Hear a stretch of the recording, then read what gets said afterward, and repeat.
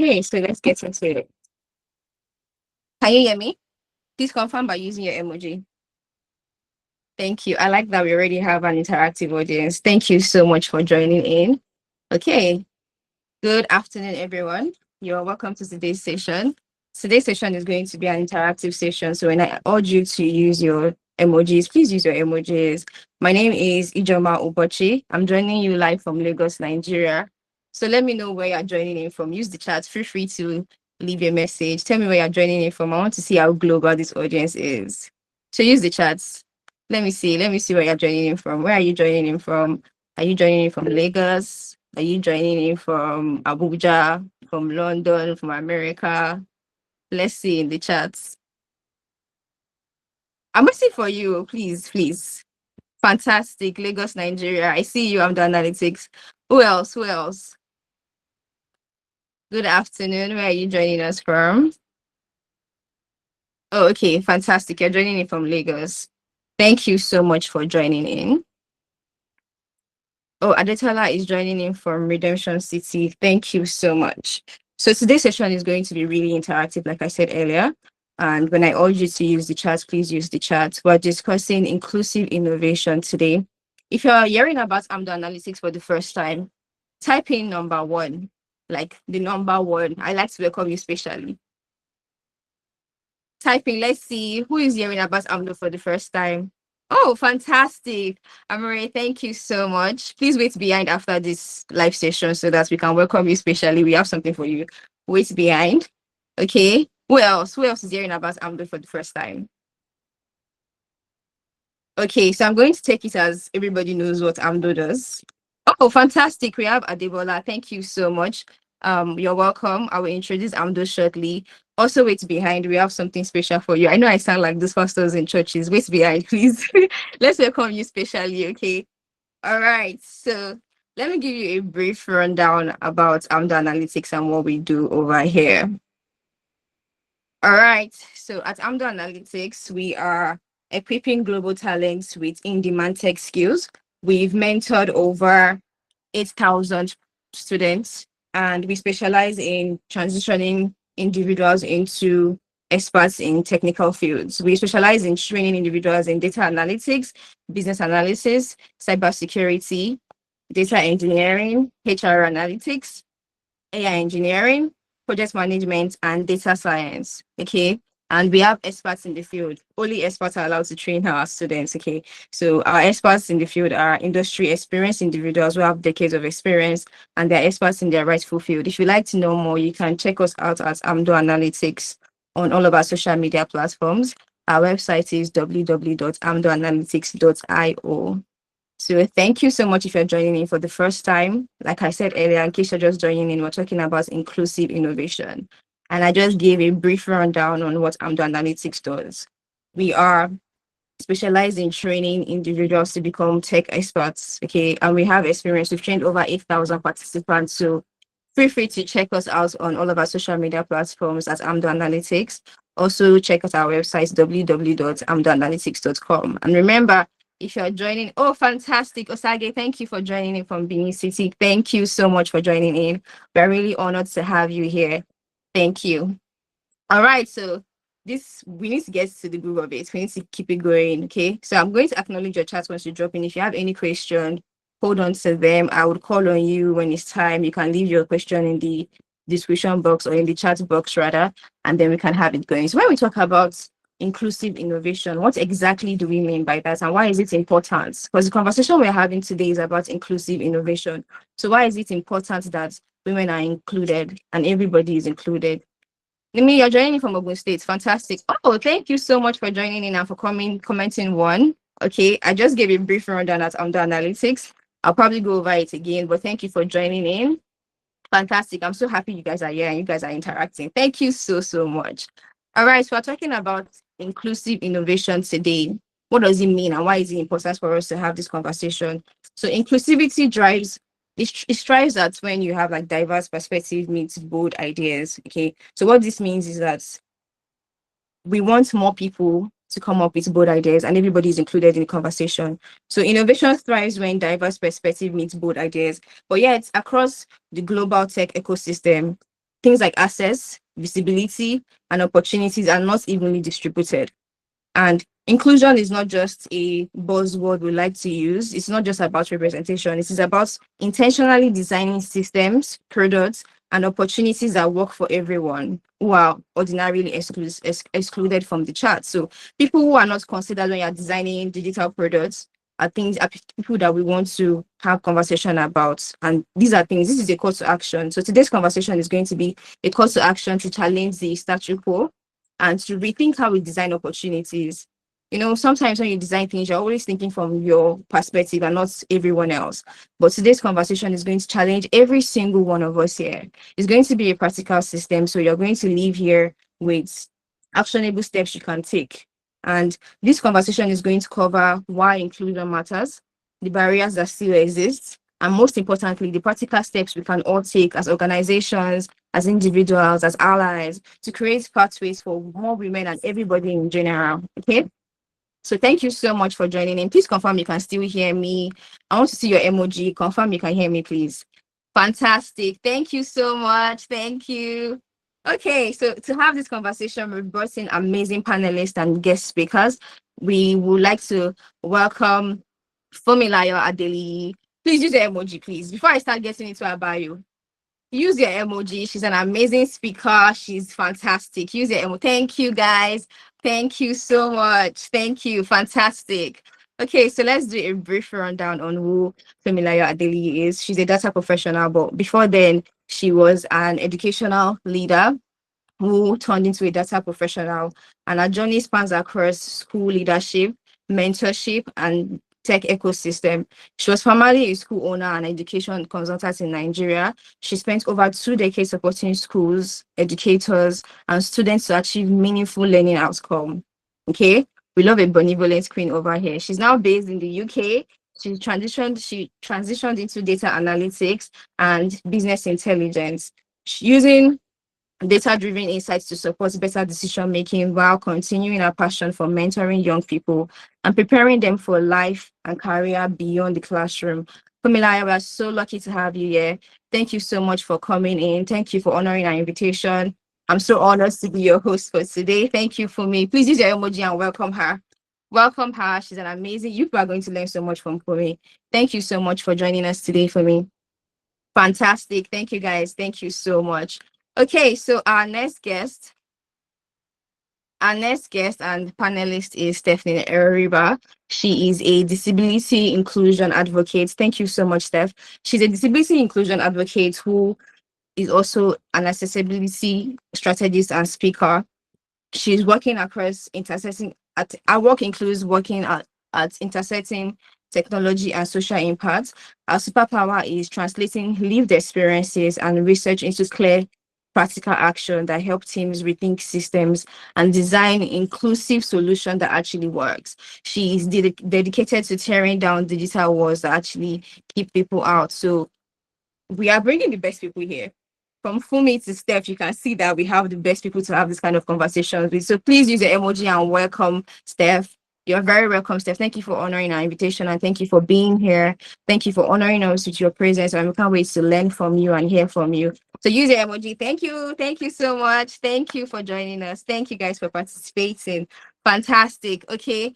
Are you ready to meet our next guest? Are you ready?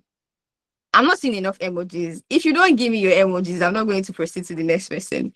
Okay, I can see you guys are ready. Fantastic. Okay, so let's get into it. Our next guest is Chinyere Nwachukwu, who is the founder and CEO of Amdoranalytics Academy. Okay, Chinyere Nwachukwu is a data scientist and a data analyst with close to a decade of hands-on experience across data technology and innovation-driven environments. Expertise spans across telecommunication, governance, finance, and edtech sector, with strong focus on using data to solve real problems and real business and operational problems. She has a solid academic and practical background in economics, covering pure economics, development economics, and econometrics. This foundation informs her analytical approach and enables her to deliver rigorous evidence-based insights and supports strategic decision-making across projects. Where's your emojis, please? That's a lot for one person. Fantastic. Okay. As the founder of Amdoranalytics, she has successfully guided individuals with no prior technical skills to smoothly transition into tech and ensure that they secure their first role. She has personally trained over 6,000 participants. Okay, 6,000. It's not easy. Please make some noise for our guests. You're all fantastic and you're welcome. Once again, thank you for gracing us with your presence. I know that there's a lot of things you could have been doing, but you're here and we welcome you specially. Thank you so much. We can't wait to hear from you, to learn from you. Thank you, everyone. Okay, now are you ready to have the inclusive conversation? I want to know, are you ready? Should we dive in or no? Are you ready? No, no, no. I'm not pleased by these reactions. Please. Did you guys see the bio I just read? Did you see the display on your screen? No, no, no. Good. Keep it coming. Keep it coming. Are you ready to dive in? Okay, so we are going to go into it. But before we do, our fantastic panelists, please turn on your cameras. Let's see you. Let's meet you.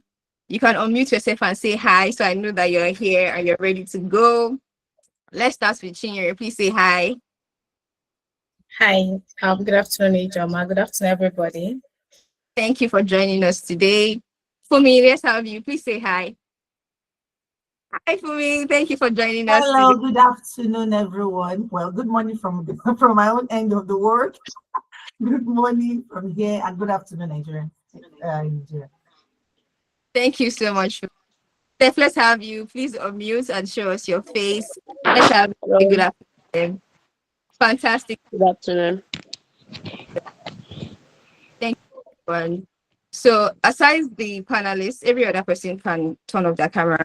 Asage, your camera, please turn it off. Good afternoon, everyone. Yo, good afternoon. Much for joining me. Please, can you mute yourself and turn off your camera? Thank you. So we don't distract the audience, you know? Thank you. Thank you. Thank you so, so much. Okay, so my first question will be directed to Chinyere. When we talk about inclusive innovation, what does it mean in the tech ecosystem? What does that mean to you? All right, thank you, Ijoma. Please confirm you can hear me very clear and loud. Very clear. All right, thank you. Good afternoon, everybody. Thank you very much for joining us. Okay, I just want to correct something. My name is Chinyere Chukwuka, not Nwachukwu. All right. All right, so let's go, Ijoma. Okay, so your question. Please My come question, again. when we talk Yeah. about inclusive innovation, what does it really mean in the tech ecosystem? All right, so when we talk about inclusive innovation in the tech ecosystem, we're essentially talking about who gets to build the technology, who benefits from it, and whose problem it solves.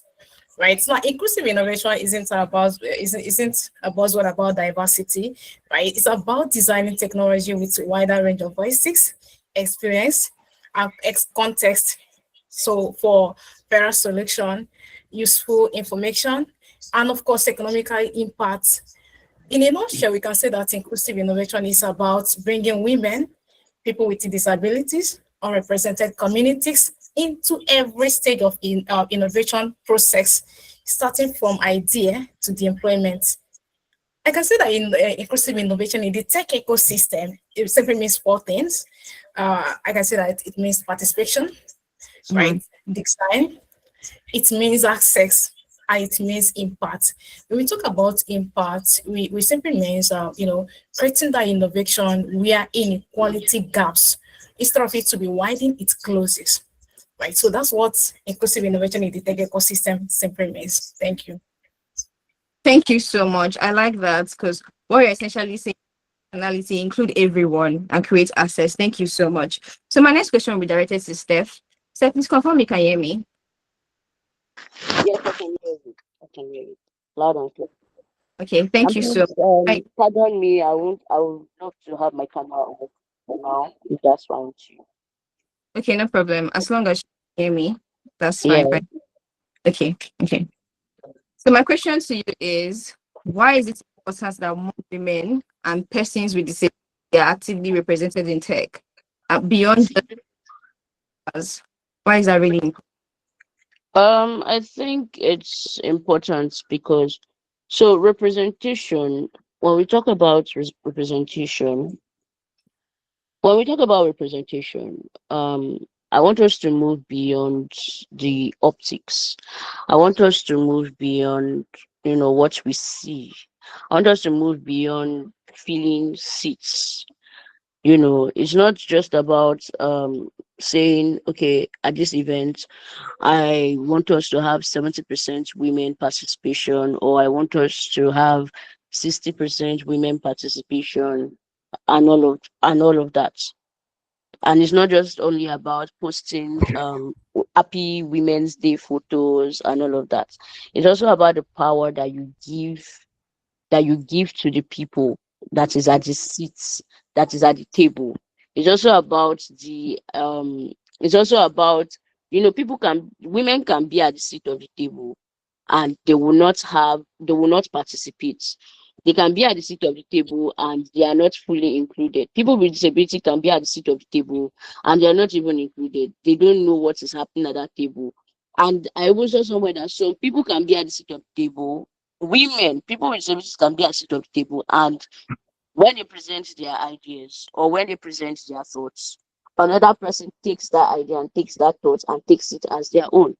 So when we talk about representation, it's not just about having the women at the table, and it's not just about um posting on social media. It's about the power that you give to them.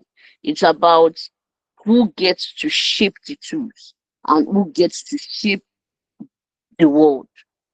Technology, technology in itself is not a neutral ground.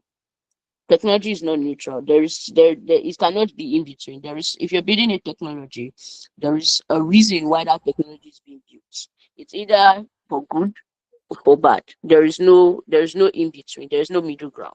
So the people who build these systems decide what problems matter. The people who build certain systems decide, oh, what problems they want to build for, or what problems they want to build for, or what problems they want to build for. The people who build certain technologies or certain systems, they are the ones who decide whose pain is urgent and whose pain is not, or whose experience is considered normal. So when women and people with disabilities are absent from the rooms, when women and people with disabilities are not at the table, their realities, their realities are they are also absent in those rooms. They are also absent in those rooms. And when they are absent in those rooms, for example, the health apps that track that track menstrual cycle.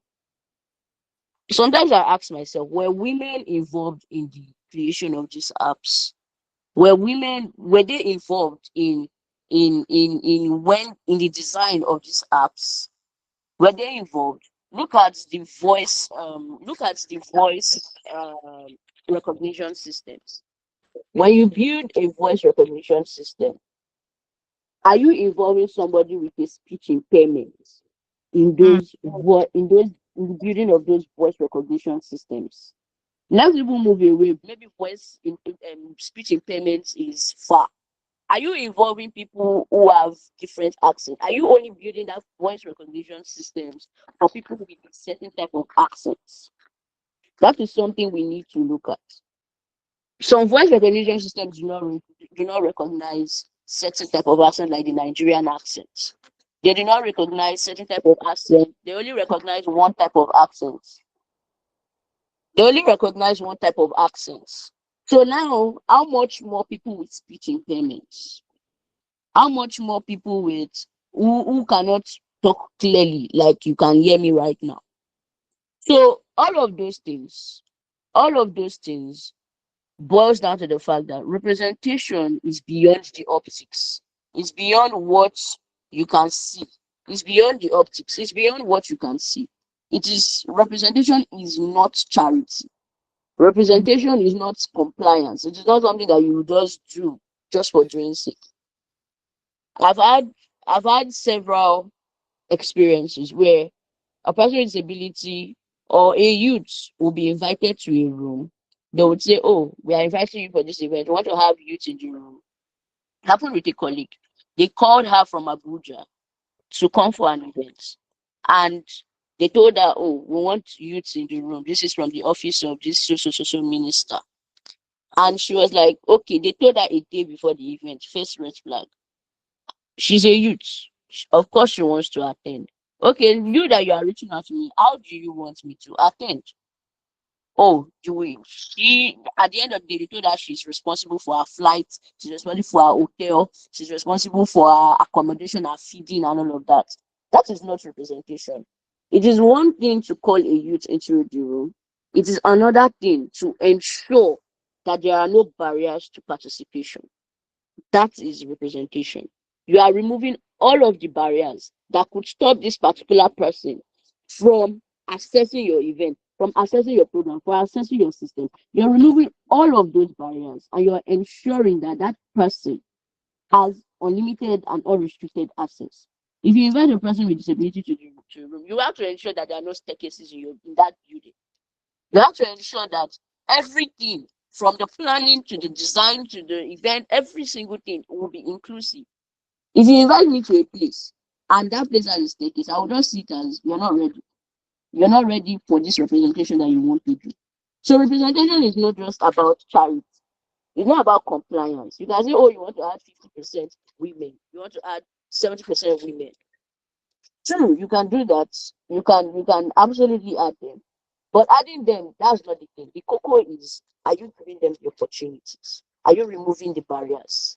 That is what representation is about. And that's why it's very important. So that we don't miss out, we don't leave out voices that are supposed to be in the room. In the Nigerian government today say, "Oh, they want to have a discourse with the youth." If they want to have such discussions with the youth, they have to know that people with disabilities have to be present in that room. Youths have to be present in that room. Women have to be present in that room. Men have to be present in that room. Not just about saying, "Oh, you want to have conversation with you." Who are the youths you're having the conversations with? So that is what representation looks like to me. Thank you so much for that. You had me thinking for a bit because I was like, wow, there are lots of things that one doesn't consider. And you're right, representation is not just about the optics or the numbers, or you're just doing it for charity's sake. It is not charity. It is ensuring that everybody has a voice and their voices are being heard. So for me, my next question will be directed to you. Can you hear me? Okay. Yes, I can. So can you share a personal experience where inclusion or lack of it shaped your journey in tech? Okay. How inclusion shaped my journey in tech. Well, we all know that this ecosystem is synonymous to men. We've got a large percentage of men in the system already striving back to years and years, let me say centuries. I Sorry. was privileged. Can you hear me? Yes, I can hear you, but it's not clear enough. Am I audible now? Let me move closer to my laptop. Yes, yes, I can. Can everybody hear her? Fantastic. Okay, yes. Thank you. Naturally, we know that the ecosystem, the tech ecosystem is synonymous to men. If you go back in centuries, you were, "Oh, I was a programmer in 1940 something." Working here, I was privileged to meet some elderly men. They'll tell you how they, and one other thing about inclusion, how this has, how my experience, inclusion has shaped my journey in tech. Um, I think I was privileged to meet with some mentors who encouraged me, told me, "Oh, you've got transferable skills." Because before now, I didn't know much about tech world. I didn't know much. It's a tech. The first thing all of us will want to relate that to is just studying AI, computer science students, those who have experience in sciences. I, coming from educational background, I had nothing about tech. It's just, and it's people always make it seem like it's not for people in art, it's not for people in commercial departments, only for sciences. So I didn't see myself coming into tech. I did not at all until when I got to this country and I realized that it actually spans across every discipline, be it healthcare, be it sales, be every healthcare. We all need a tech individuals are needed in every system, logistics, everything.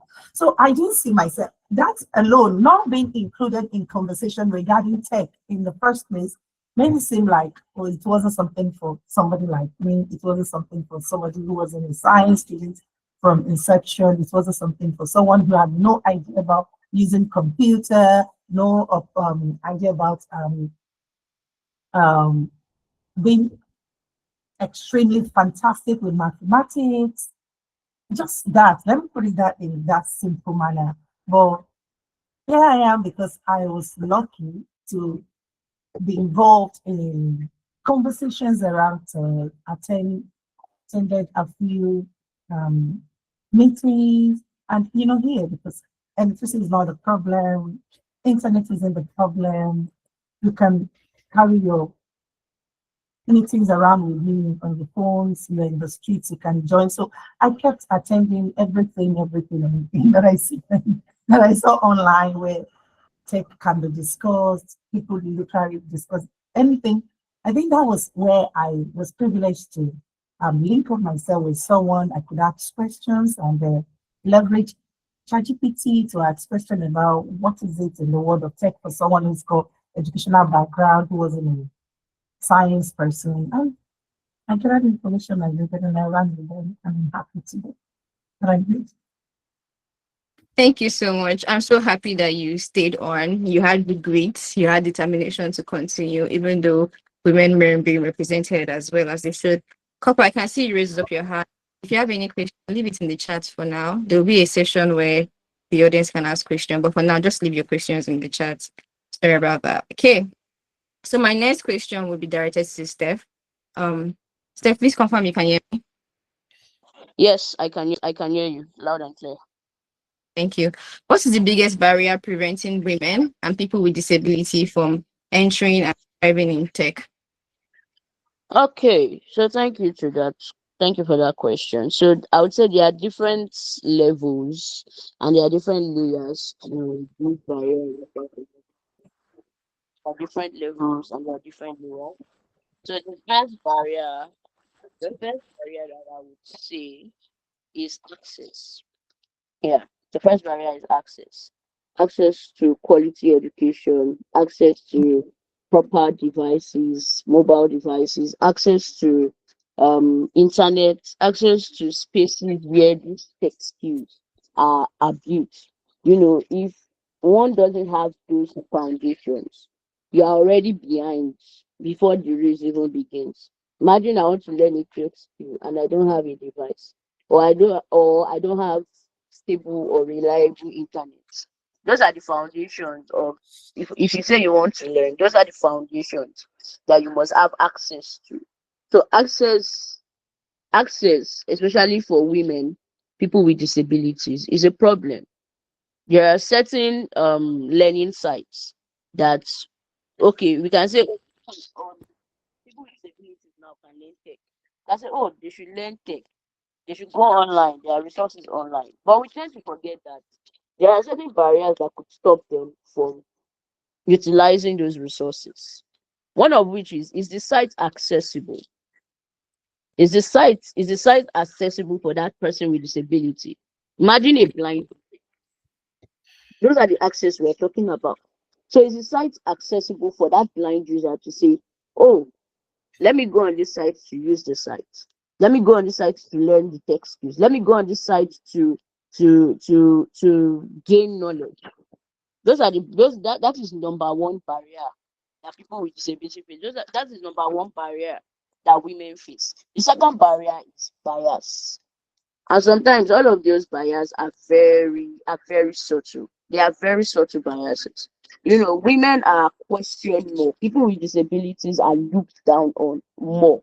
When a person with disability, for example, goes to a particular place and they say, oh, they are looking for work or they want to learn, The first thing that a normal the society that we live in, once they take a look at that person with disability, they look at them from up to down.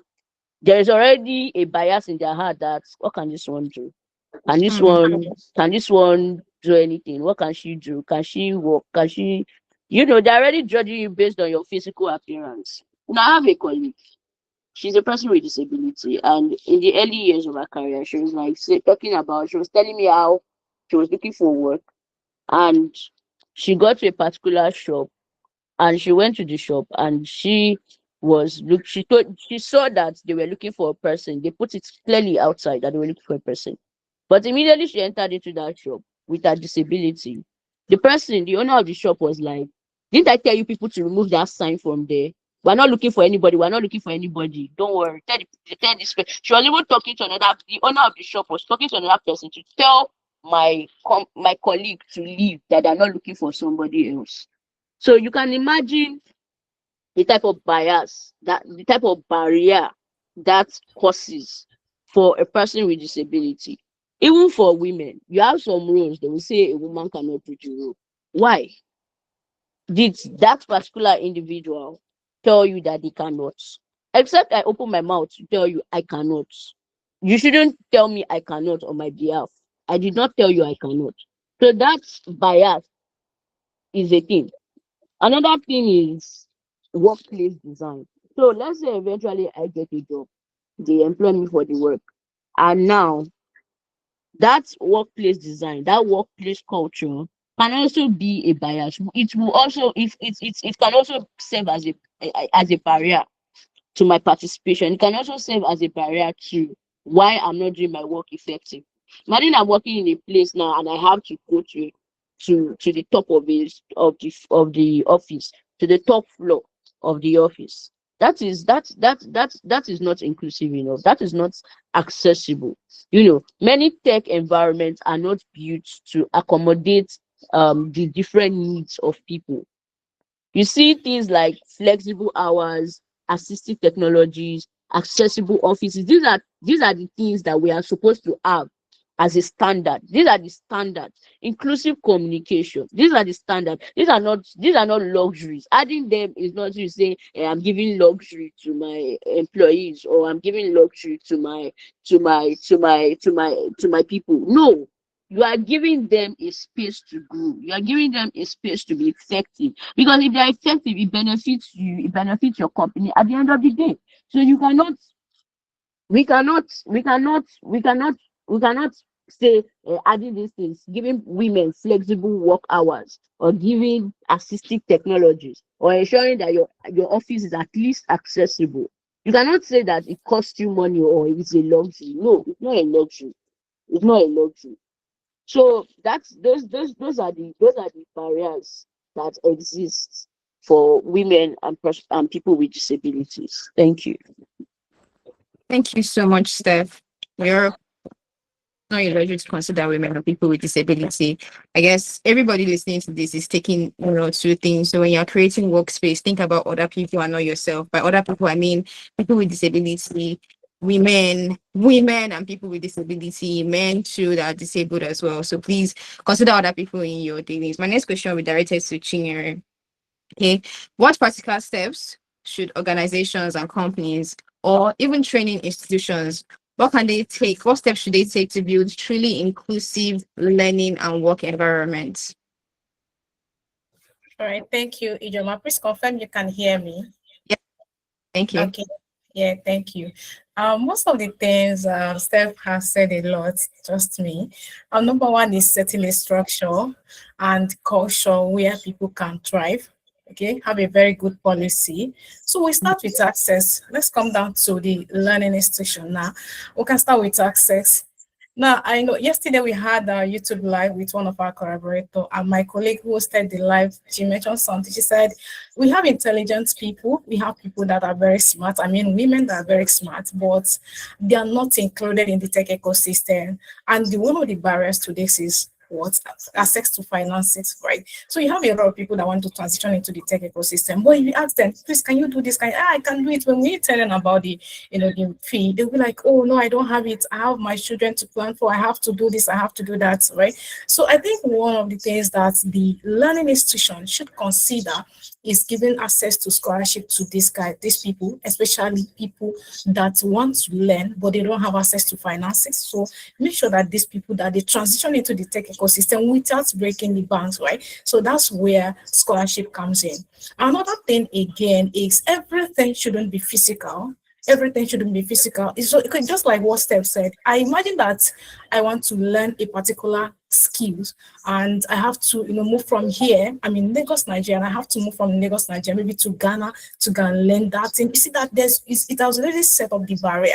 I won't be able to achieve this. Okay, so this is where virtual training comes in. So learning institutions should make sure that people have access to these programs at not maybe at a lesser amount, and that's where one of the reasons why Amdoranalytics provided a 90% scholarship for everybody. Oh, it's actually for women, but we said, what, let's provide it for everybody so you can have access. So nobody will say that, oh, I don't have access to learning or to transition into the tech ecosystem because of money. So you can learn, okay? So another thing, again, that I want to mention, like she mentioned, is access to so many things. Now, let's come down, access to learning equipment, right? Learning equipment is very, very important. Imagine that you want to transition into the tech ecosystem and you have the money and you don't have the laptop to access this. This is one of the challenges that we're having currently, that a lot of people will reach out to you and they'll be like, oh, I want to do this, and the fee is very, very low and it's very, very affordable, but they don't have access to laptop, right? So is there any way? So maybe,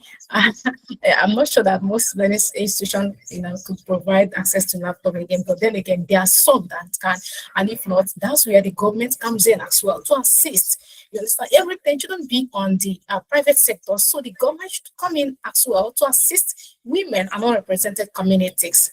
Right. Another thing, again, I want to mention, coming to organizations, companies, right? So Steph said something about, you want to have a company, and the company maybe something like third floor, fifth floor, and you know that you want to include everybody. So you don't need to have such organizations, set up organization at that high level where everybody, of course, if we are going to have something like that, enough that they have to be lifted there, right? But if not, just make sure that you made it possible for everybody to access.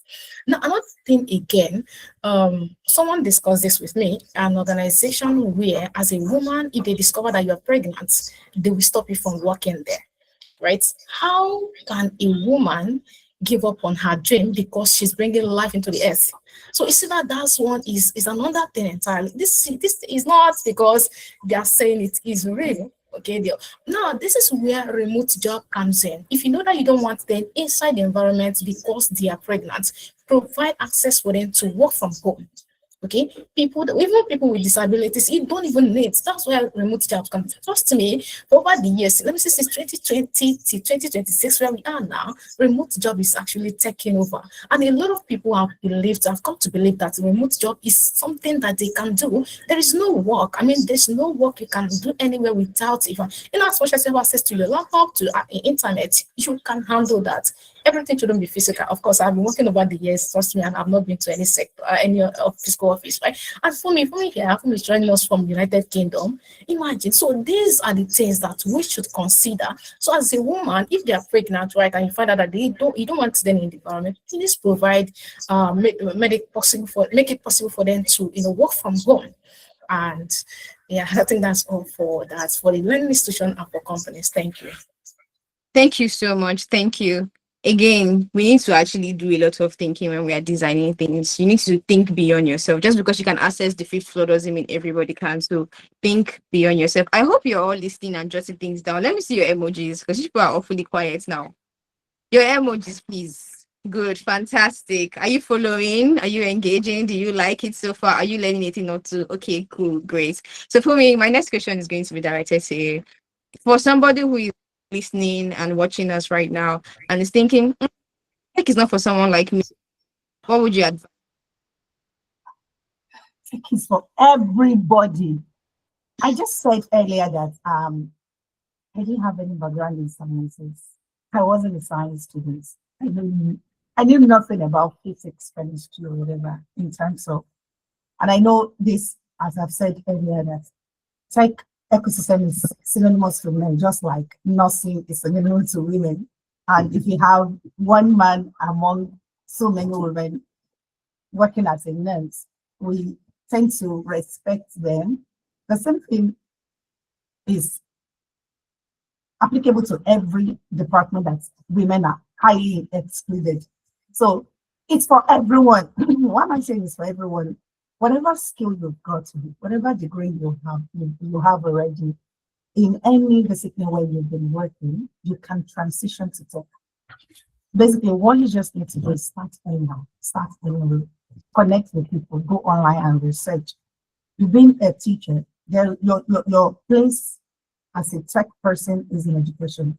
Recently, my place of work employed, they rolled out job roles for data analytics in education. I'm employed by the number of them. Sales, you did management in school. They need tech person in sales. You need tech person in every discipline. So no matter what you learned, you have these transitional skills that you can take straight into tech. All you just need to do is to learn that part where identify which one you actually want to do. Do you want to become a data analyst? Do you want to become a data scientist? Do you want to become a business manager? Do you want to do project management? Everything. And it doesn't have to be, you don't have to always code. There are so many aspects of tech that does not require you coding. You don't have to learn the Python thing. You don't have to go out around learning how to programming languages like R. You don't need them. You can just go to the one that you can learn the basics like advanced level of Excel, to probably stay in business management, probably stay in project management. You can, a lot of them, tech space is for you, irrespective of whatever your first degree, master degree is, you can do it. Even if you don't even have university degree, if you don't even have one, you can still come into tech. Just look for companies like Amdor that will hold your hands, that will teach you the basics. They are ready to answer questions over and over. They are ready to allow you run through something, even after classes that you can go back and watch the videos and keep practicing on your own and be intentional about your learning journey. Be intentional about practicing over and over. I don't get this. I don't know it. Write it. If I show you my background, you wonder that why do you have so many papers on your wall? That is how funny it can be. So this what you're looking at is virtual background. You see the real background, the one that are you in a shrine where papers are used for the papers are used for the for the what do we call it? What they normally do? Oh, like the rituals. You use paper for your ritual in the shrine. That is how bad it can be. Just be intentional. Give yourself a target to work towards it. It's for you. As far as because tech is for everybody. You don't if you have only SSC, just get yourself a laptop. Go to OP. There's this where we buy stuff in Nigeria that you pay over time. Go and buy laptops on credits. Spend it on your current salary. Be working while you're learning so that you can, with peace of mind, transition. You're not so desperate and you'll be able to. It's for everyone. As far as it's for everyone. Forget about degree. I don't think degree. You can do it. You can still do it. It's for everyone. Just be ready to be patient with yourself. Set it. Achievable targets for yourself. Learn, learn, learn. Follow as many YouTubers as you can. And don't just rely on online classes like I did. I started with online classes and I was a bit frustrated, but I didn't quit. I did not. Then I found Amdor. Then at this time, I was able to relate with real human, not just AI. And that's heightened my experience with the ones I was doing online on my own. It's been a great journey. And it's for everyone. Come on, join us, especially the women. Thank you. Thank you so much. You heard it from her. Tech is for everyone. Okay. Don't let fear hold you back. Don't give excuses. Tech is for everyone. Your background is not a limitation. It is the more reason why you should jump ship. If you are not earning enough in your current job, bro, you should even start applying now. Okay. Okay. So my next question is going to be to Chinyere. Okay. What would you sorry, I'm going to direct the question to Steph. No, you sorry. I'll come back to you. Steph, can you hear me? I can't see you, so I have to confirm you Yes, can I hear me. can. Yes, I can. Thank you. Okay. Okay.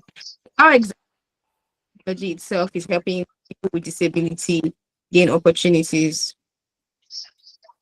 Um, okay, so I think this is the hopeful out of everything we've said so far.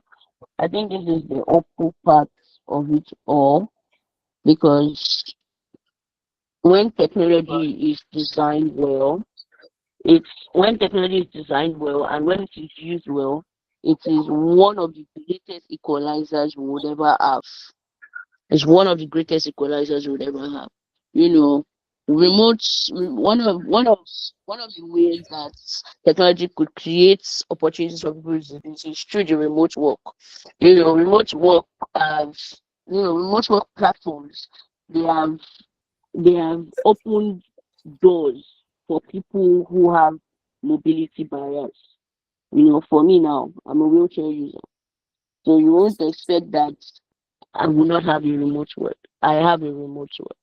So you have assistive technologies, you have the assistive technologies like the screen readers, you have the speech to text tools, you have the captioning, you have the input devices,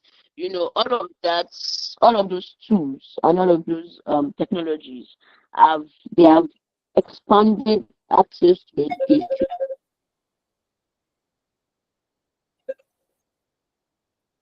and they have also expanded access to employment. And now digital platforms have now allowed entrepreneurs with disabilities to build their businesses without having to say, oh, they want to use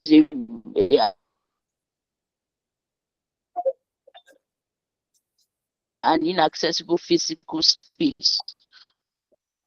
So technology technology is opening those pathways. When you design well and when you use those technologies, when you tailor those technologies to solve a particular problem that will benefit people with disability, that will benefit. I also think that there are some AI tools that can convert this to audio. There are also some AI tools that maybe you created a video and that video is originally in English. There is a tool now called Manditi that can convert that video to Yoruba. You'll be hearing whatever is being said in Yoruba. So there is no longer, in terms of language barrier, there is no longer a language barrier when it has to do with access anymore. There's no longer a language barrier. So, and one thing I want us to understand is that we can use technology as a leverage, but technology will only create the opportunity when the accessibility is intentional. So, if the accessibility is intentional, then technology would create the opportunities very well. If your accessibility is not intentional, you're just adding it as a compliance or you're just adding it as a checkbox. When you involve the technology, it may not work. So it's a case of what is what doing well at the end of the day. So if accessibility is added as an afterthought, the technology that let's say for example now, you have already finished building that when you finish building the mobile app or the website, and then you now find out that the website is not inclusive, or people who are blind or people who use screen readers cannot use that website, and then you now be like, oh, what do I do? It is more expensive and inconsistent to start adding screen reader compatibilities in your website at that point. It is more expensive to do that.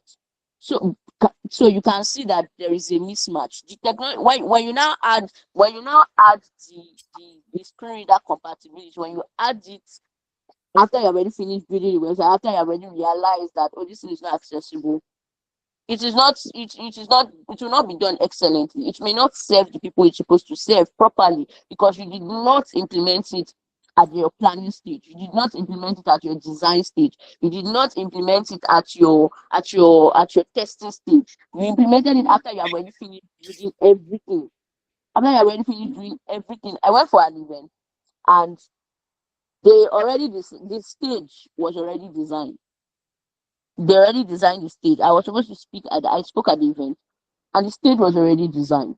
And then they just carried one plank and they put at the side of the stage. and said it was a ramp. You would say, oh, from a normal person's perspective, say, oh, they are inclusive, they added a ramp. That is good. But I almost fell from that ramp that day. I almost fell from the ramp trying to use the ramp because it was not put in at the beginning. They already finished designing the stage, and now they just threw a plank there and said there's a ramp.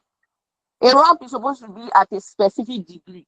If you are adding a ramp, it has to be done at the design, not at when you're already done building the stage.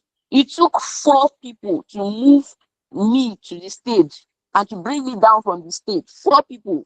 It's even better that I used the mini steps that were on the stage than for me to use a ramp that I almost fell out of. So when you design the accessibility at the core, that is when the technology will work better with the people you're trying to serve.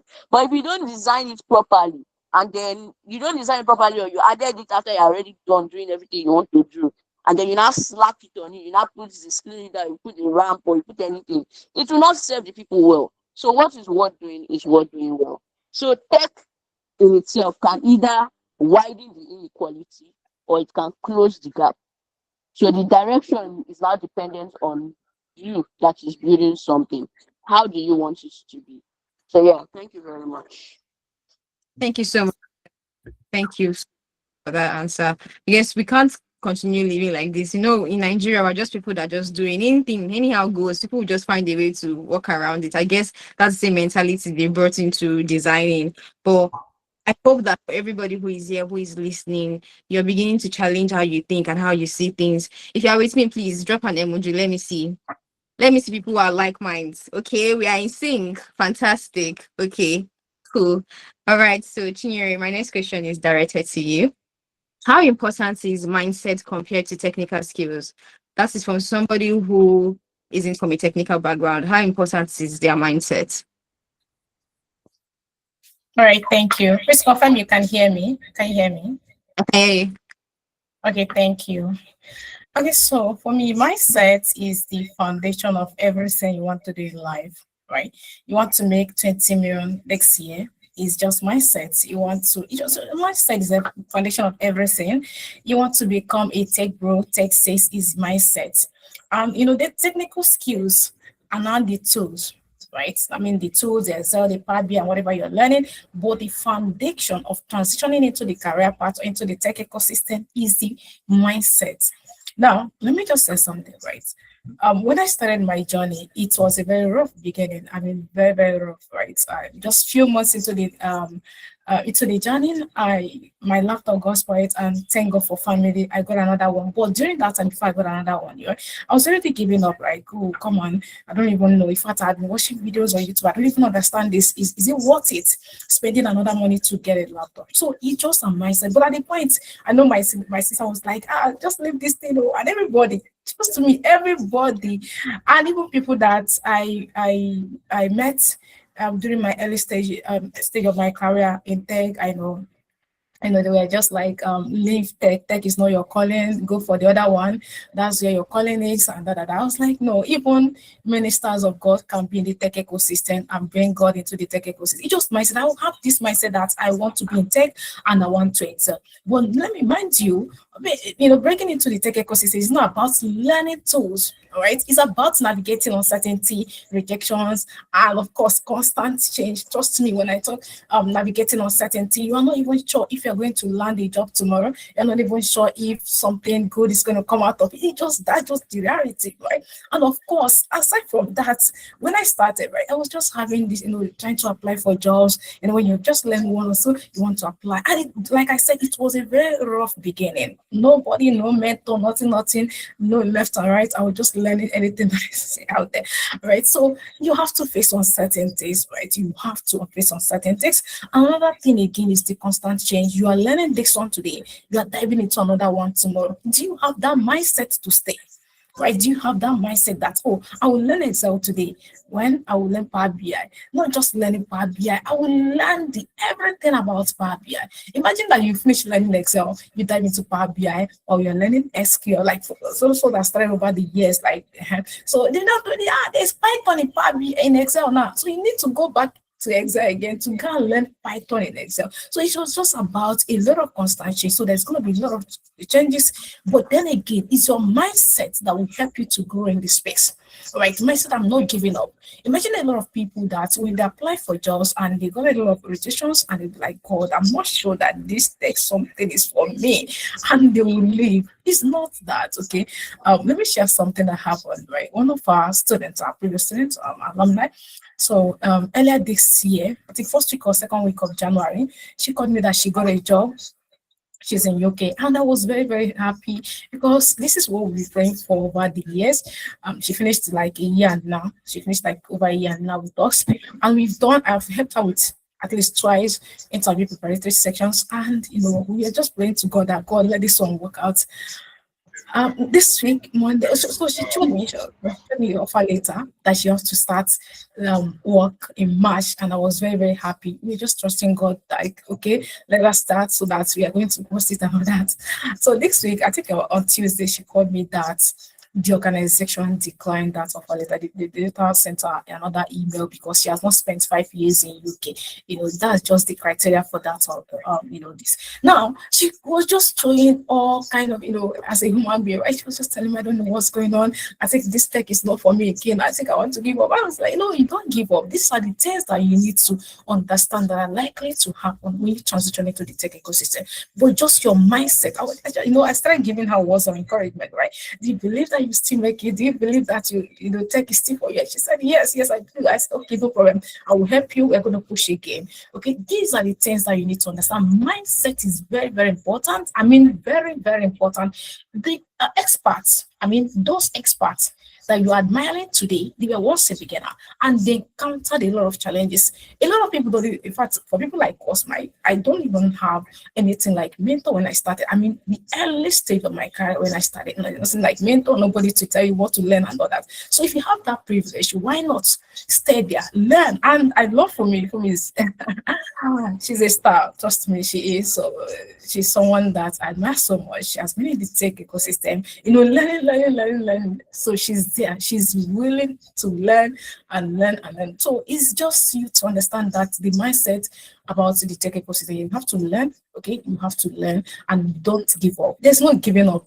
There's no giving up in the tech ecosystem. If you give up, you lose. Okay, thank you.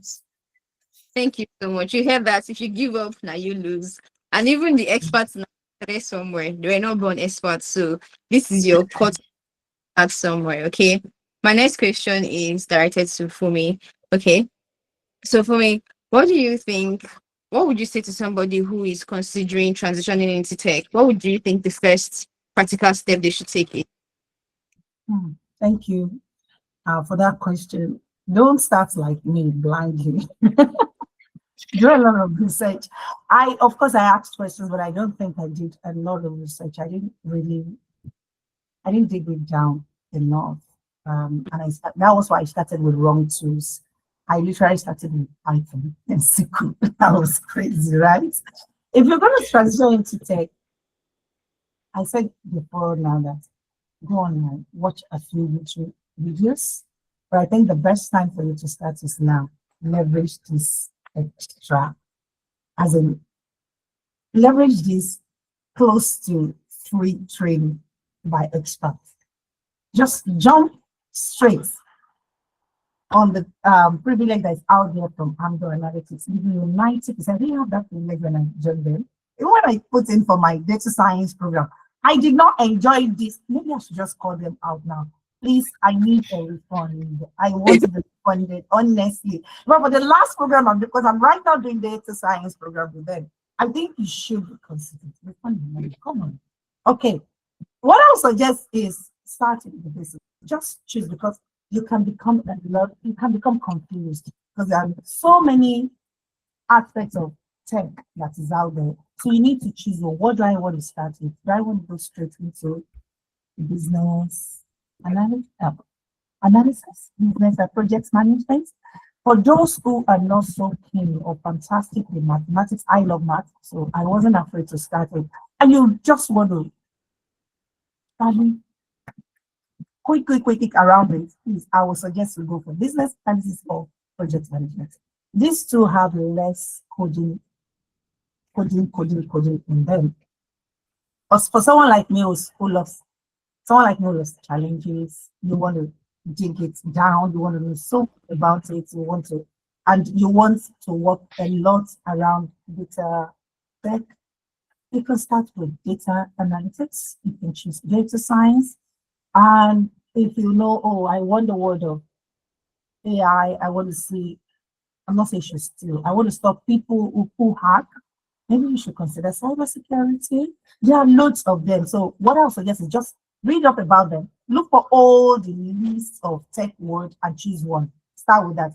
After choosing one, then reach out to Andrew. Ask them, how do I go about becoming this? How do I go about becoming a data analyst? What do I need to do? They will tell you, do this foundational program to have in-depth understanding of the one you have chosen. Then you can now start digging deeper into it. That's what I would suggest to you. Choose one, learn about that one. Then what I recently, I didn't start that one time, but I should just learn across everything, tailor it down to a certain discipline. I just streamline my into logistics, and honestly, I love the fact that I chose that. So you can then start, even if you've been a teacher, you can become a data analyst in school. It's everywhere. This, I said it before, like it cuts across all the disciplines in terms of jobs. You can, but some who want to just have a broad knowledge of a data analysis, they will start tailoring their CV to meet business intelligence person, Power BI developer, this one, that one.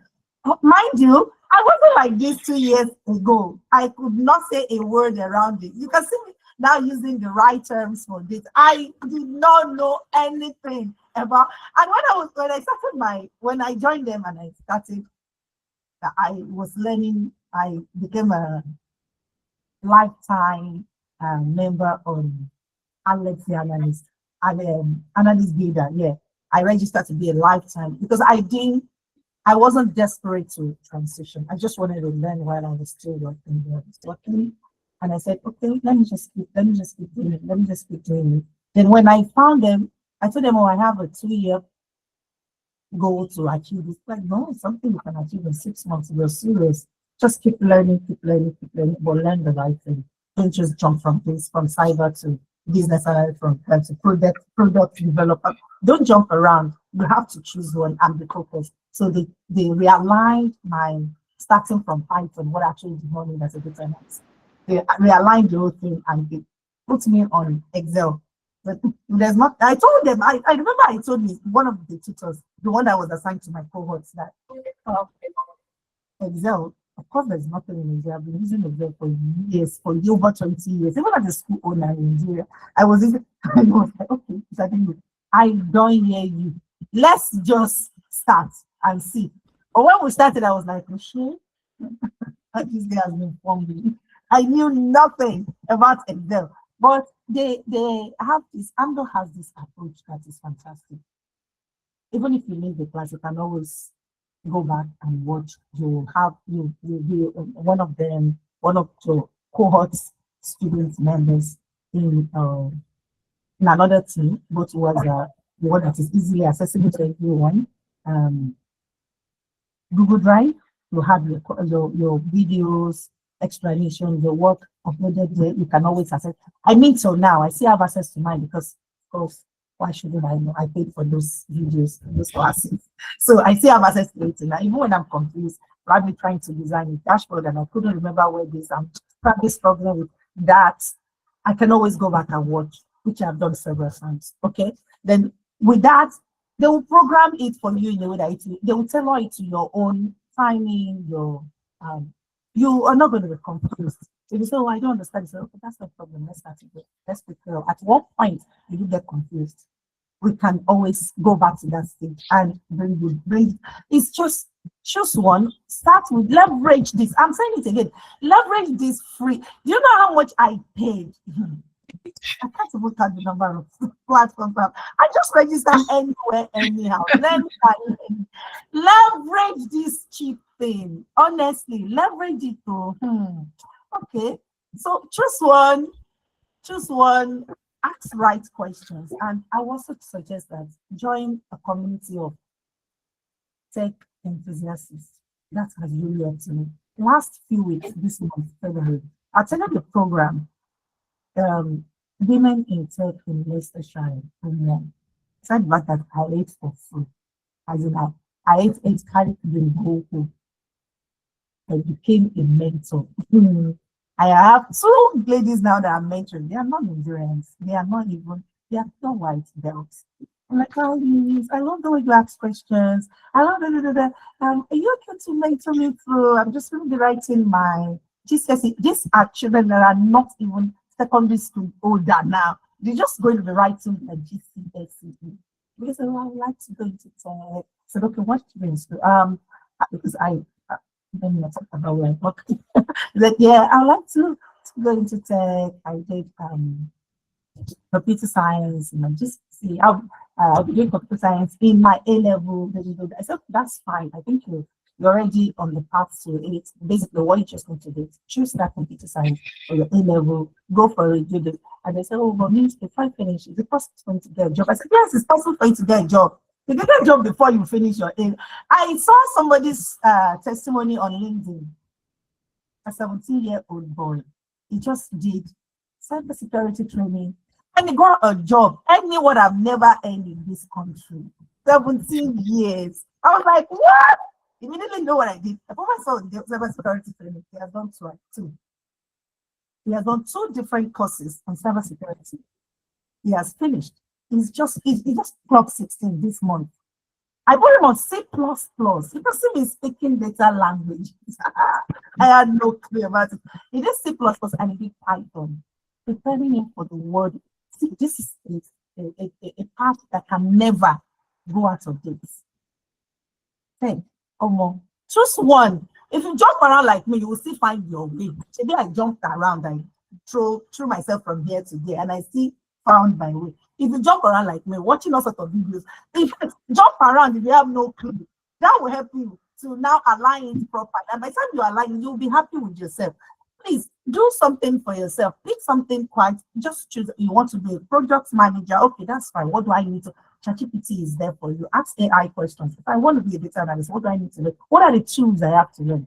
What are the technical skills I have to have? I need these technical things. I want to be a data scientist. What do I need to learn? This really helps me. And today I think I'm on the right path. I'm not giving up. Of course, I'm not desperately needing a job. I've attended quite a number of interviews. I've gone there to use mouth to prove myself. I didn't get the job. So I didn't get them because I felt at the stage of technical skills. That means I need to learn more. So keep learning. And the one I thought I got, for some reasons, I lost it again after we got to the last stage. The process can be a bit daunting, but if you're working, if you're already working, it is a good thing that you give yourself a space of between now and this time. I want at age 45 or more, I'm very confident that I will be traveling with my job, traveling the world, enjoying myself, not going to any corner of it. No, because my aim is to work remotely, and I am getting there. The fact that people can even see me jumping into my messaging on LinkedIn, asking me if I'm available, giving me a phone, I'm saying, oh, unfortunately, I'm not available for this period. You know, that kind of thing. You need to start somewhere. Please pick something, pick anyone, and you're going to get there. It's just a matter of time. You will get there. Pick one, ask questions, start with the beginner, leverage 90%. Miss Boss Lady, I usually call her Boss Lady. Madam T, the funny called Boss Lady. I need the rate from you. You collected so much money from me. I think if I've not spent $1 million in your company, I think I have even spent it. The fund small.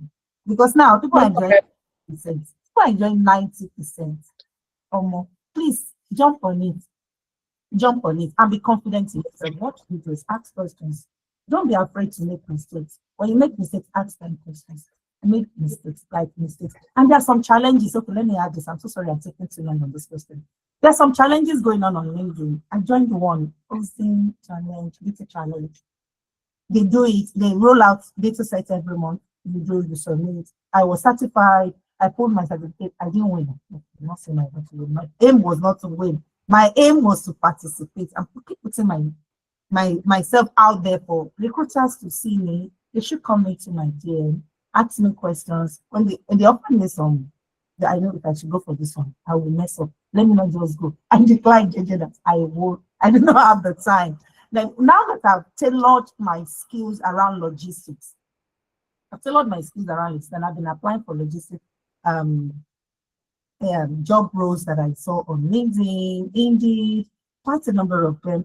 I love now that will help me to dig more into data analysis, supply chain, and I'm doing a program right now, supply chain management and logistics analyst on Coursera. You can, oh, the world is too, the sky is too massive for anyone to stop you from flying into tech.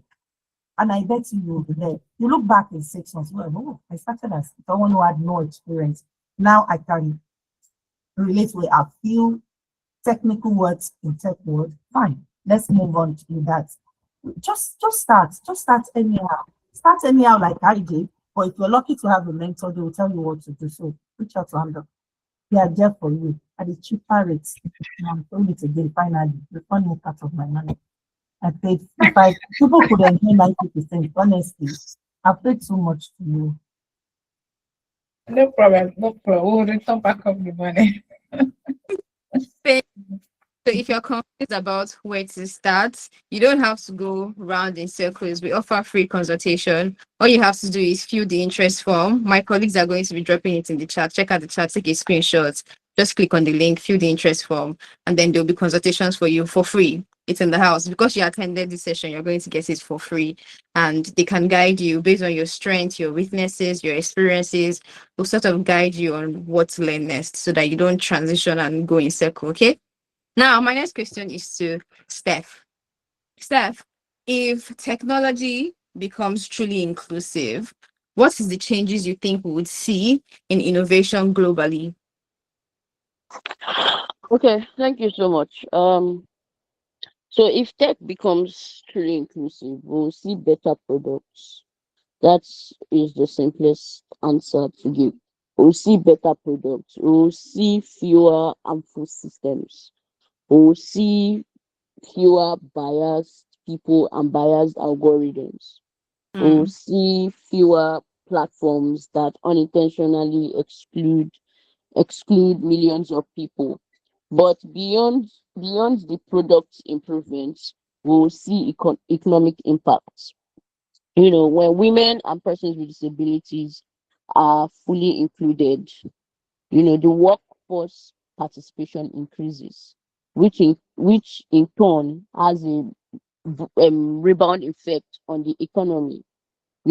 Entrepreneurship increases, people in the 9 to 5 increases, everybody is giving back to the ecosystem at the end of the day. So if that happens, innovation will also expand because people who navigate barriers on a daily, they develop a different kind of problem solving muscle. So what I mean is that for a person with disability, the systems around you are not inclusive enough for you to be able to participate. So now you have to come up with new strategies, or you have to come up with a new system that will help you to participate. For example, there was a story that I heard about someone. He could not walk, so he developed something that would help him. It may not be, it is not a prosthetics, it is not the classic one that we know, but out of his own thinking brain and his own thinking capacity, he was able to create something for himself that will help him, at least will move him from point A to point B. So you can see that that is innovation. If you put that type of person in your room, imagine, and you give them you remove all of the barriers and you give them the resources that they need. Imagine what that type of a person would create on their own. So when beyond the product improvements, you see that innovation will grow. We have so many people in Nigeria that are very innovative. They have the bandwidth, they have the brains for it. The only thing that they do not have is access. So when for people with disability, it's the same thing, because when you've had to find workarounds for your life, when you've had to navigate systems that were not built for you, you've had to navigate them. You have to navigate them with wisdom, right? When you've had to navigate them, You think creatively, you think differently. You're not just thinking as, oh, the average person. You're thinking differently because you know that when somebody, if for instance you're in a wheelchair and you're competing with somebody who can use their two legs to walk, you know that you are not going to the same system that will accommodate that person that is using their two legs to walk. It's not the same that will accommodate the person that is on a wheelchair. So you have to think differently on how to navigate. You understand? So you think differently and you design differently. If you are now an entrepreneur, you know that whatever you're designing, you are you're putting people who may not have that same level of access, who may not have that same level of, you know, they are not in the room. You are putting them into consideration and you are designing differently. So an inclusive tech ecosystem would would not just build faster apps, it would build smarter systems. It will build systems that would anticipate the edge cases. It will build systems that would respect dignity. And globally, that means that technology would serve more than the privileged few. It will not just serve some certain type of people and leave out some certain type of people. It will serve everybody. It will put everybody into consideration. And it means that digital transformation would actually transform everybody. Digital transformation will not just be transforming one part of people, one segment of people, or one particular type of people, to transform every single person. And that is the kind of innovation that we need. Thank you. Thank you so much, Steph. Like you heard, it's not just you're not doing anybody a favor by including everybody. You're also doing yourself a favor because if you build a platform, an app, or any tech in general that supports everybody, you're making more money because it means that more people have access to your products, which means you're going to be making more money and you're also including everybody in the chat. So if you've reached this conversation so far, please let me see an emoji. If you have any question, also prepare yourself, start preparing your question because I will call on you shortly to unmute and speak or leave it in the chat. But before we do that, my last question will be directed to Chinyere. Okay, so what does true in the tech system look like in 4 to 5 years? What would that look like if we're all truly inclusive in how we create tech? It will feel good. It will feel normal, right? Everything will be good because trust me, it will affect the economy. The economy will be booming, like Steph said, right? I don't think that will be a problem. Everybody will be living a normal life because there won't be anything like advocacy for women or men in tech, right? Or for people with disabilities, right? And trust me, everybody will feel good. Everybody will be good. Like, that's just it, right? And there's a word that said if you empower a woman, you do what? Empower the nation. Okay, so it simply means that if we include women into whatever we are building, you see that the world will be a better place for everybody. The women will be having they will have their own life to live in terms of having access to the finances, do things on their own, etc. And then with people with disabilities, see, there won't be any problem again fighting for this or that. So everything will be feel normal. So that's it. Thank you so much. So, like I said, we're going to be calling on you to ask your questions. So, if you have questions, raise up your hands, or you can use the chat and drop your questions, and then I select who's going to answer them. I'm going to give you, we don't have a lot of time, so just drop your question quickly, or just signify it by raising up your digital hand. Do we have any questions in the room?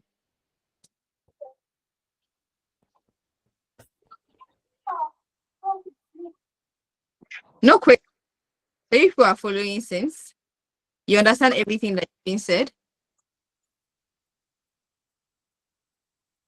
Okay, so if you've gotten here so far, thank you so much for joining us and thank you so much for following. Like, hold on. If you've gotten here so far, thank you so much for following. Like we said, we have a 90% scholarship ongoing. So let me explain why we decided to do this, why this was really important for us to do. If as I'm talking, if you have your questions or they're coming to mind, you can leave it in the chat or you can signify and then I'll call upon you. You unmute yourself and then you speak. So in the Africa digital economy is expanding, yet women remain significantly underrepresented in high-paying technical roles. Female unemployment and underemployment the rate has stubbornly increased throughout the whole continent. So while many talented women lack access to structured or job-ready pathways, cost remains the largest barrier. What this means is we've done our research and realized that most people are interested in learning tech, right? But then they don't have the money, they don't have access to the money to do so. So this is the reason why Amdoranalytics decided that between now until March 27, okay, we did this because Women's Month is next week, and we don't want to be doing next month rather, and we don't want to be throwing around buzzwords and not really be showing impact. So from now until March 27, you have a 90% discount on all of our programs. We offer data analytics, cybersecurity, HR analytics, AI engineering, data science, project management, business analysis. If you check the chat, you can see that my colleague has dropped a link. Just click the link. Okay, click the link and fill the form. You can fill the interest form there. Like I said earlier, we offer free consultation. For those of you who are just joining the call, you can learn technical skills at for as low as 100,000 naira. Okay, if you're interested in HR analytics, yes, fantastic. Both male and female, you can learn technical skills for as low as 100,000 naira. We have HR analytics, data engineering, data science. We have project management, business analysis. This will go for 100,000 naira. Okay. If you're listening to Fumi, she was asking for a refund, but she paid more than that. All right. So please seize this opportunity. Like she kept on saying, seize the opportunity and pay 100,000 naira, and then you'll be able to learn these technical skills. If you're interested in cybersecurity or AI engineering, you're paying 150K. The original price, I will show you everything eventually, but please fill the form. It is way Fumi is going. Fumi said it is way affordable. It is so cheap right now. So please fill the form. Fill the form. Oh, please fill the form. Fill the form, see this opportunity so that you can upscale. Okay. This offer will only last between now and March 27. After March 27, we are going back to regular program. Okay. So see this opportunity and grab it while you have it. So for me, you have something to say. Sure, go ahead. Honestly, I have to say this. I don't know how I'm feeling right now, but there's no regret. Sometimes you don't have the money when things are quite cheap to afford them. But when they are more expensive, you might be able to afford them. Probably your own financial strength has increased at that time.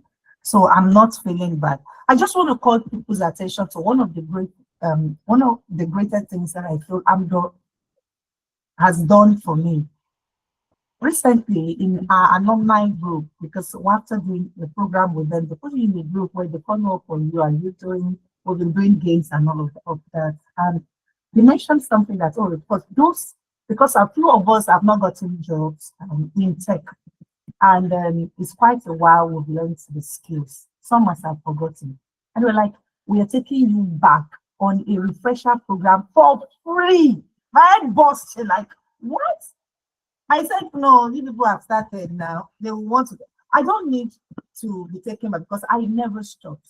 Yeah, because I have a goal. I place myself on a 2 years journey, and a 2 year journey to, and I bet you in a few weeks I see myself starting this job for you. Because now, if you see my workspace, I have two big screens right in front of me. I'm now over serious. In 2026, I must ace that job thing. I've been attending interviews, some of which I'm expecting feedbacks. Now, they were like, we are taking you on a free refresher course to remind of what you've done, and we're going to be digging it. So who does that for free? I said, oh, let's jump on this. I was the first person to, I don't know if I was the first person to fill the form, but I was the first person to scream in the group that, are you sure? I don't want mouthing, but they're actually sure, because I've put things they promised this year. I've been seeing them rolling them out, and they're doing it.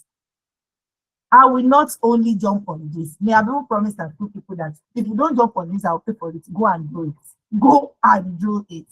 It's a great opportunity. See it as you are investing to have an understanding of what the program is. And if they meet your expectations, you can now then dig deeper. I thought I did data analytics with them, and now I'm on data science with them. If they don't do well, I will not come back to come and do well. I'm not going to waste my money. No, they offer way cheaper than what you will get out there for you from other companies. And I want to believe it's because they're just starting now. If you see their LMS, their learning platform, the website, and They've invested so much into this, and they're still offering cheap services. Enjoy it now. Otherwise, you might have to pay multiply by 10 like we did to get the same value from them. Enjoy it now. Thank you. So you have that. I don't even have to say too much. I don't have to echo anything she has said because she has said everything. Enjoy it now. You're really enjoying. So if you're considering training with us and you're wondering why should you even train with us in the first place, let's get into it. This is my area of focus. This is my forte. Okay. So the first thing you're going to be getting if you train with us is practical job readiness. What does this mean? I'm not just uploading course for you to just come and learn and go. No, we train you as though we want you to get employed. This means that you get structured learning, you get take-home assignments, you get community of people who are going to champion you on. You get to ask questions at any time. You have access to mentorship. You have access to your lecturer. So your facilitators rather, you can reach out to them, even if they've taught the class you understood at the time. And then when you're trying to do your assignment, you don't understand anything, you can always reach out. Okay, and then because you're reaching out to them and then they're experts in their field, they're giving you real data sets to work on so you can build your portfolio. That's one of the reasons why you should train with us. Another reason is that you get industry standard tools and technology.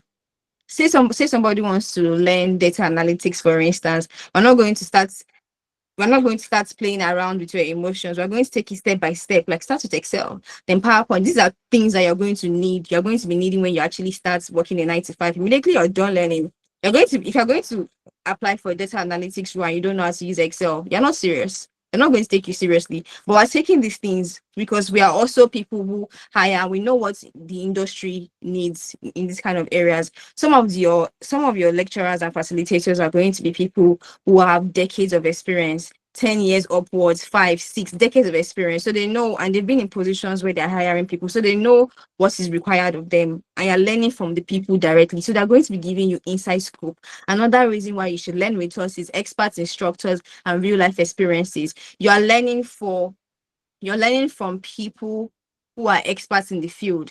They've worked the part you're currently on. They've worked the part of not knowing anything to knowing something to doing it for years. So you're going to be learning from industry experts, people who are willing to hold your hands and walk you every step of the way through your doubts, through your discouragement. You heard from Chinyere, and she was talking about somebody who didn't get the job she hoped for and she felt discouraged. She's an alumni. She's done learning. She has paid her dues and she has learned. Where do you know that they finish learning and they reach out to their facilitators to be like, hey, this happened, and they're encouraging them even after their payment has expired? Where else do you know that they do that? Okay. Another reason why you should learn with us is personalized mentorship and support. You get mentors.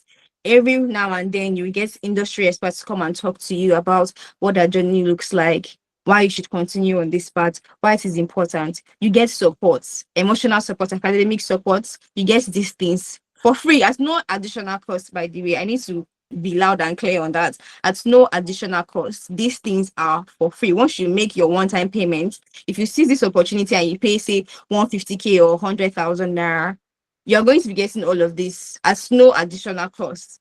Okay. Another thing you're going to be getting when you enroll with us is flexible and beginner friendly work environment. So basically, as a beginner, you are not taking a class and then they're telling you they're speaking the industry language and you are just lost. They start from the scratch, they start from the beginning. They walk you, a baby will not just wake up one morning and start walking, right? So they walk you through it step by step, step by step. Fumi said when she was talking earlier that she started from not knowing anything. She couldn't even say any technical language, and now she's just all over it. She's communicating this language seamlessly.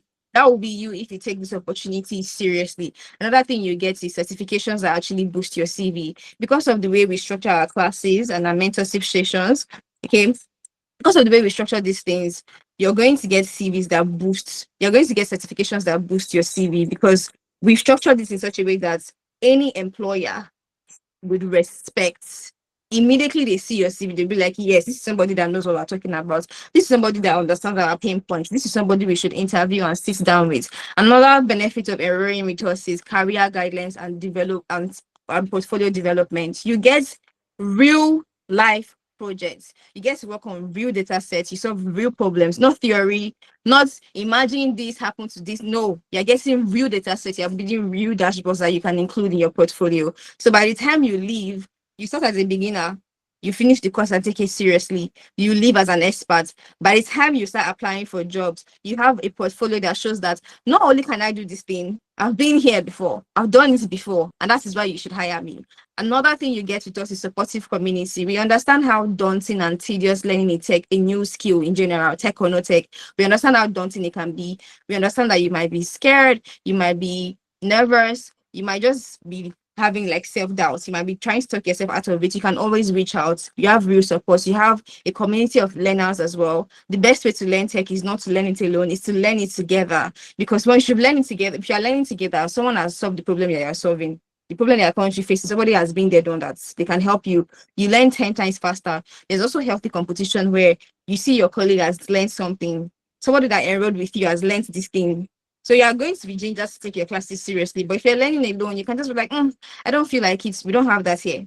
You have a community.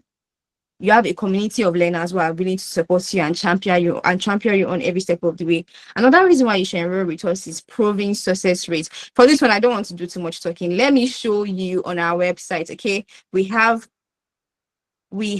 reviews. These are previous students. We have reviews. If you go to www.amdoranalytics.io, you will see multiple reviews from our students. These are our alumni. They've learned with us. They have, you can see Fumi here, by the way. Hey, Fumi, we can see you. Yay. Okay, so you get to learn from people. We have proven track record, okay? And if you scroll all the way down, you will see video testimonials from our students as well. So feel free to check it out. You can also check this out on our social media pages at Amdoranalytics. We are on LinkedIn, we are on Instagram, we are on Facebook, anywhere, everywhere we are there. Okay, you can see testimonials from our students. We know what we're doing. We're not just here to speak English and then take your money and go. No, we are impacting people. My CEO is somebody who is so big on impact. She's so big on value. She's not just here to take your money. She wants you to live, live better than you came. That's the kind of person that she is, and that's the kind of person that will be training you, which is really, really, really important. It is very important that you seize this opportunity, that you take it while you still have it. Okay, so you can find us at Amdoranalytics on all of our social media platforms, or you can also check out www.amdoranalytics.io. So if you have any question right now is the best time. If you have any question, any concerns, signify or use the chat. My colleagues have dropped a form for you. Please fill the interest form. Remember, we offer free consultation, and this 90% scholarship is only between now and March 27. Okay. The next course is going to start March 28th. So March 27 is the deadline. If you're interested and you don't have the money, but you know you're going to have the money before March 27, also fill the interest form. If you're interested and you don't know what course to take, there are lots of options. Fill the interest form and we would consult you. James, you have your hands raised up. Do you have any questions for us? Go ahead and unmute, ask your questions if you do. Yeah, thank you very much. I just joined a few minutes ago because I've been busy. Uh, I missed a whole lot of things that was said anyways, but my question is bordering around data analytics or AI engineering. What tools do we need to get to, what tools do we use in getting these trainings done? All right. Hi, good evening. Can you hear me? Please confirm you can hear me. Ichema, you're muted though. Yes, I can hear you. I was calling on you to answer the question, but you already did so. Okay, thank you. Hi, James. Good afternoon. Okay, so for data analytics, you are going to be learning Excel. As we all know, Excel is the foundation of every analytical tool. So Excel, you're going to be learning Excel. You learn Power BI for data visualization. So some people can either teach you Power BI or Tableau, either one. But what we do here, we teach Power BI, and you're going to learn SQL as for structured query language. So for AI engineering, now one thing you need to understand when transitioning into a career path are the requirements for that program, right? Yeah, all our programs are beginners friendly, but if you're someone who doesn't have any technical background before, like, I mean, nothing before, I don't advise you start with AI engineering. Now, that's because AI engineering requires a very good knowledge of mathematics, statistics rather, and AI engineering is just like data science is the foundation of AI engineering. So before you transition into AI engineering, I do advise people you can either start with data science, and of course, before you start with data science, just know that yeah, we are good with statistics, right? So of course, know that you don't really need to be very good, but then you are willing to learn. It's not everybody that like coding. Now, if you don't like coding and you are someone who doesn't, no, I don't want to do anything that has to do with coding. So you don't have to start with AI engineering. You start with data analytics. Now, for AI engineering, what are the things that you're going to be learning there? So you're going to be learning computer vision. When we talk about AI in general, we're talking about 4 different tools, right? Let me just mention. Uh, we have generative AI, that's the Gen AI. We have computer vision, we have natural language processing, we have machine learning. Now, if you want to learn AI engineering, especially if you want to learn it very advanced, of course, you're going to start with a little basic statistics, because with knowledge, or they believe that you've learned statistics with data science, right? So you're going to learn statistics, SQL, but not that advanced, but just touch SQL. And the main you're going to be learning Gen AI, where you're going to be deploying a lot, right? So you're going to be learning Gen AI, an advanced one.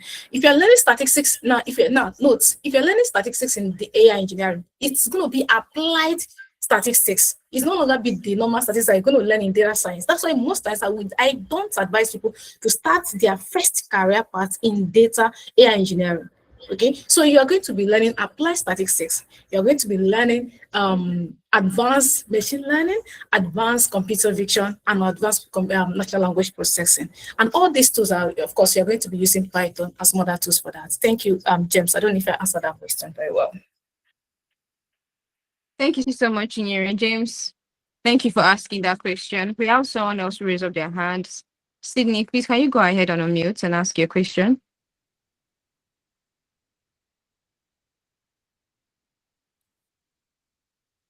Sydney, can you hear me? Are you here? No, hello. Please go on and Hello. ask your question. Can you get to me? Yes, I can hear you. Okay. What I want to ask is about um, interview preparation. Do you guys offer any interview preparation? Maybe someone has applied for a job and he has been scheduled for interview. Can you guys help with the preparation? Okay, thank you so much for that question. Yes, we do offer interview preparation at no additional cost. We understand that some people have skills and they are unable to sell themselves, probably because they have interview anxiety. So we help you prep for your interviews. We tell you what to say and what not to say. We also include this. We simulate the interview stages so that you are aware of what to expect. So to answer your question, yes, we offer interview preparation for our alumni. Thank you. Do you have any other questions? Anyone with any other questions?